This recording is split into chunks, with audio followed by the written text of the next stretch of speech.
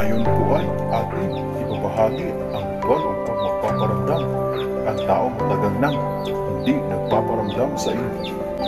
Pero bago ang lahat ng yan, kung bago ka pa lang sa channel na ito at gusto nyo ang mga ganitong usapin, ay inaanyayahan ko kayong pindutin ang subscribe button at ang bell icon nang sa ganon ay lagi kayong ma-update sa tuwing may bago tayong upload.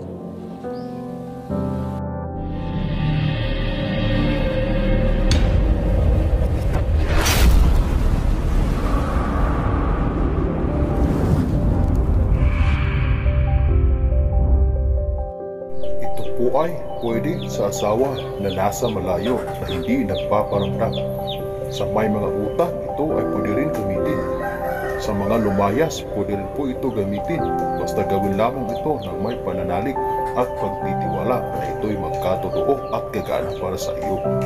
Simple lang po ang gagawin. Kumuha ng garapon na may takip.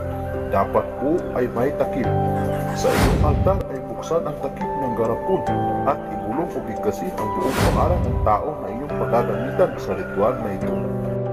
Dapat po ay buong pangalan o full name ang iyong bibigkasin.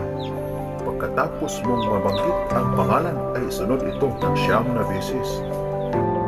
Ikaw ay di makakatulog nang di ako ang iyong iisipin, at ikaw ay tatawag at mag-message sa akin.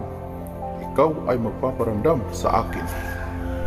Uulitin ito ng 9 na beses, at pagkatapos mong maibulong ito sa garapon ay takpan ang garapon ng kanyang takip at hayaan ito sa altar.